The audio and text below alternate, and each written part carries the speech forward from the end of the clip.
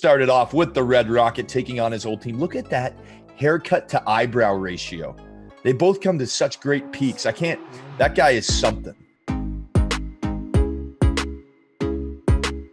Hello and welcome to Monkey Knife Fight Live, folks. I'm Connor Rowntree, and we are joined again today by Nick Whalen from Rotowire. And folks, I'm going to just start right off the top of this show by apologizing to you. The preview of Thursday Night Football, it wasn't the worst game of all time. It wasn't necessarily a great game, but I definitely expected it to be lower scoring and a lot less to happen. I didn't see Heineke throwing for over 300. So everyone at home, I apologize. Nick, you want to say anything?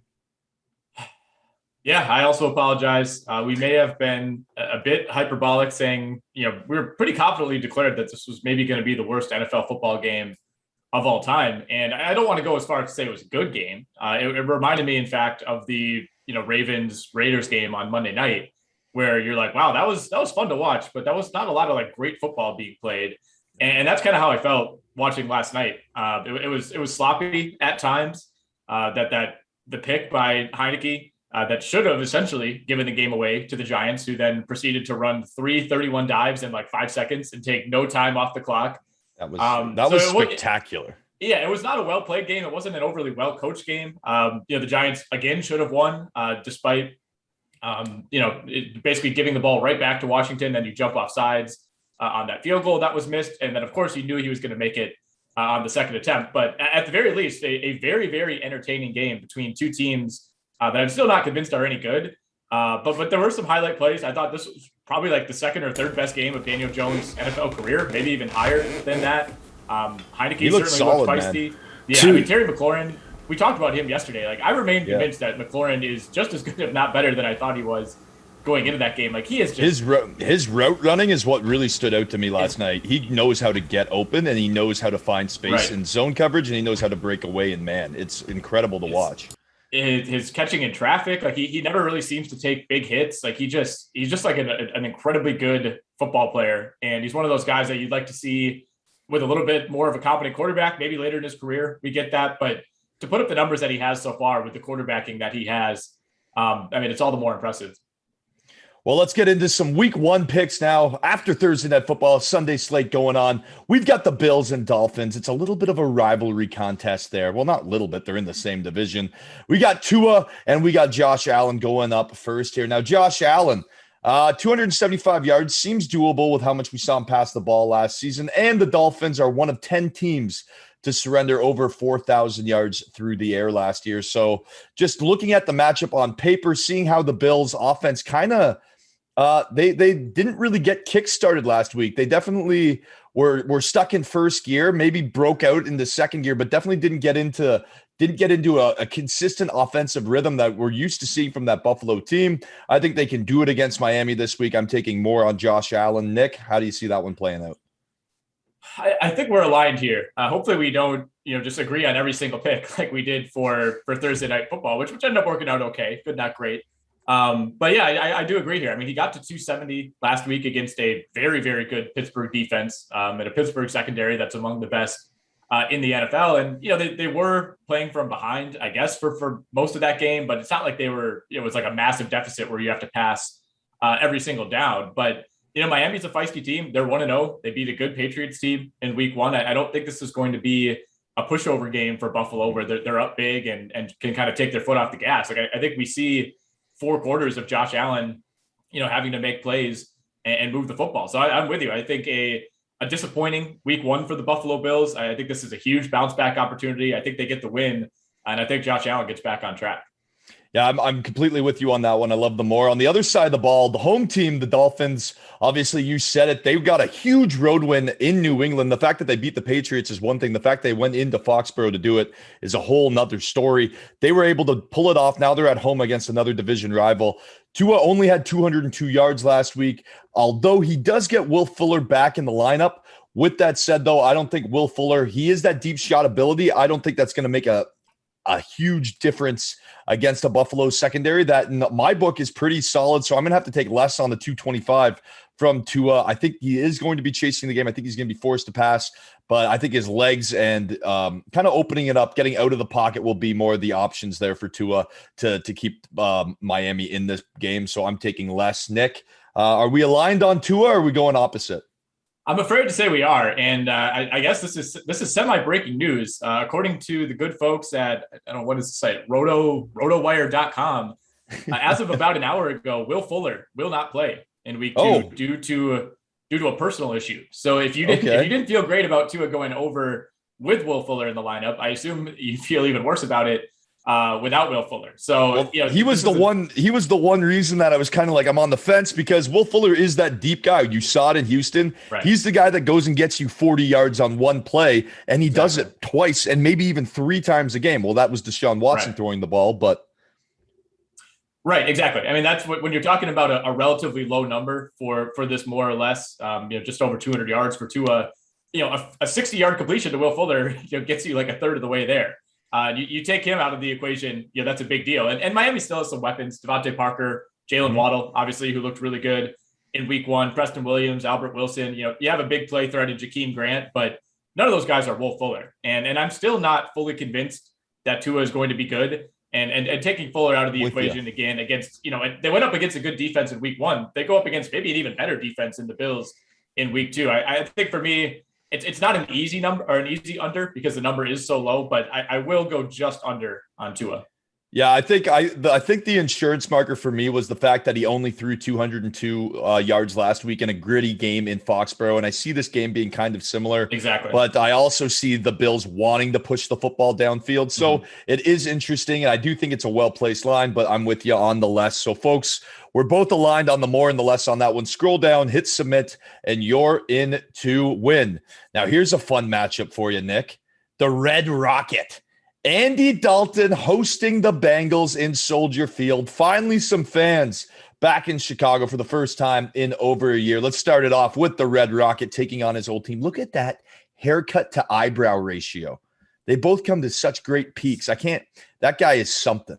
That guy is something. Now, he had over 200 yards against the Rams, and something that needs to be noted is that he averaged to get the ball out of his hands in less than 3 seconds on those passes, which is really important against that tight defense. I don't think the pass rush will be as bad against the Bengals. I actually have Andy Dalton going for more than his line in this Cincinnati game. Nick, how do you see this one going? I'm going to go the other way for the sake of argument. I think, nice. More, I like it. There's certainly a reason to think that he can go more here. I think going from playing against the Rams defense to playing against the Bengals defense is going to be the biggest factor. That's about as big of a difference week to week as you're going to see in the NFL. I mean, this is a Bengals defense that allowed Kirk Cousins to throw for 351 yards in that game, although it did include almost a full overtime period. So you have to factor that in. I mean, they've essentially played another 10 minutes, 12 minutes, right? Yeah. So that is a factor. But Dalton looked okay. I thought in week 1, I felt like, the announcing team. He didn't look bad. It was just the fact that the Bears didn't press any passes past the 15-yard mark. Exactly. I felt like Collinsworth and Michaels were under some sort of mandate to praise him whenever he completed a 3-yard out. Look at it. What other quarterback could make this throw? It's literally anybody. Anyone who's throwing. Justin Fields comes in and throws 3-3-yard button hooks and does it just as the same. Right. I don't think we see too much more Fields. I thought it was cool, the way that they used him, confusing at times, but still cool that they actually got him on the field. I don't think this is a game where Justin Fields comes in and takes over midway through unless Dalton gets hurt.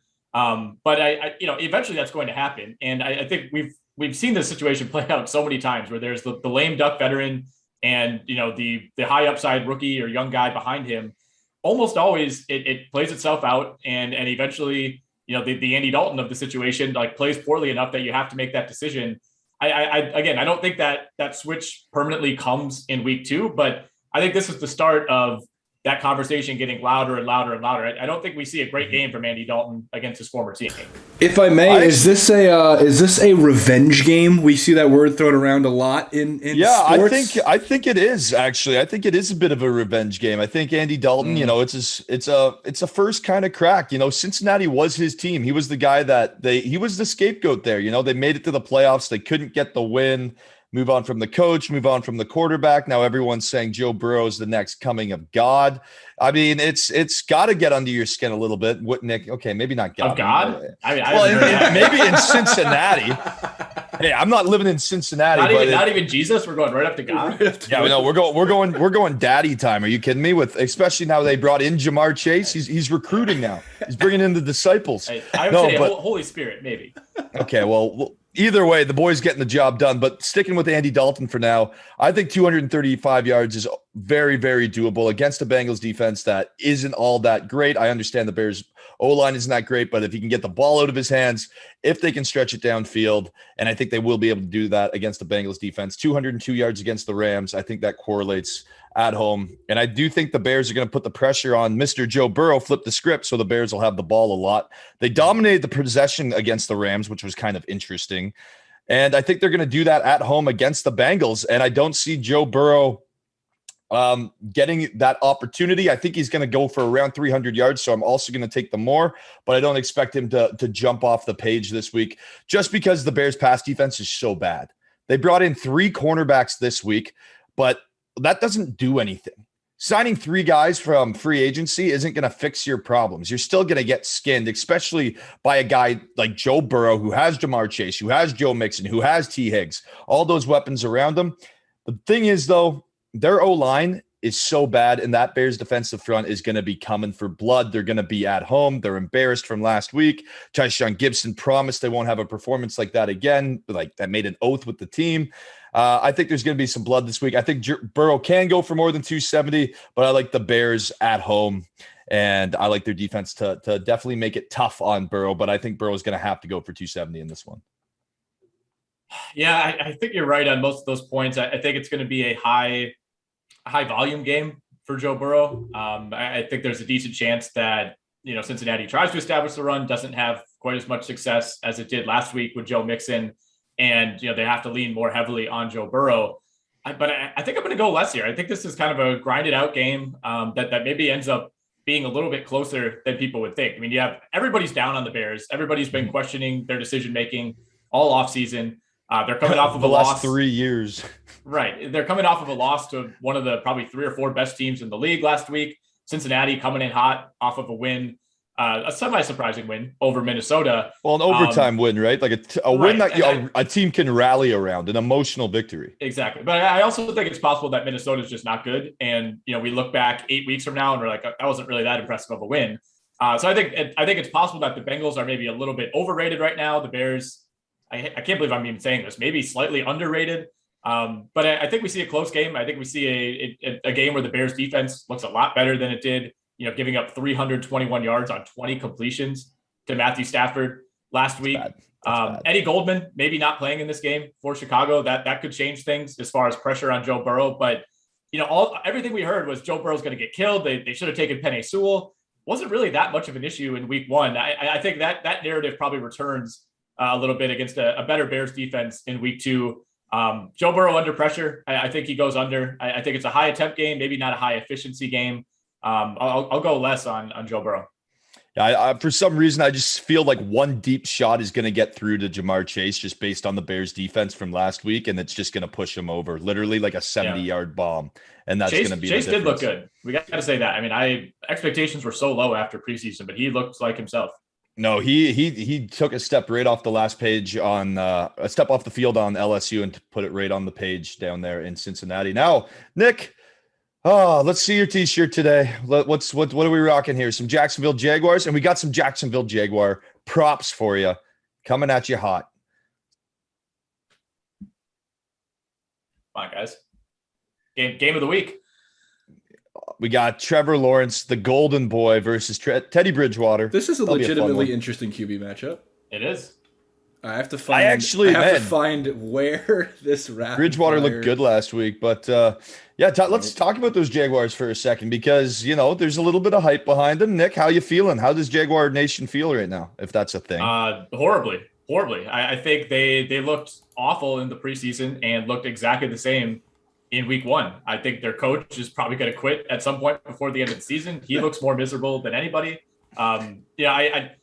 Lawrence's numbers weren't great last week. I think if you watch some of the throws, it's again similar to preseason where you look at the final line, you're like, man, he's struggling. But the throws that he's connecting on are like, wow, type of plays. So I'm not worried about that. But it doesn't matter who's coached this team or what personnel seems to be at the quarterback position or really at any skill position. They've just looked the same ever since that magical run in like 2017 or 2018, whatever year that was. They just looked so wildly incompetent at virtually every position. I mean, to come in and get housed by the Houston Texans, that was one of the most lopsided games of the entire week. They were heavy road favorites in that game. I had Jacksonville winning that game. So did I. So did everybody in our pick'em pool that I was talking about yesterday. That was like an easy, Jags will take care of business. Like, yep, something's wrong, man. I don't know. I think it's yet another example of. I called it a cupcake. So yeah, I looked. I mean, the Jaguars are the real cupcake here, if anything. But I think this is now just going to be the latest example of college coach tries to coach the same way he coached in college in the NFL. And shockingly, 33-year-old players don't respond like 18-year-old players. Well, let's get into it now. Let's see how many of his 33-year-old players can make some plays in the fantasy point side of things with the rapid fire contest. Who you like in that first matchup there?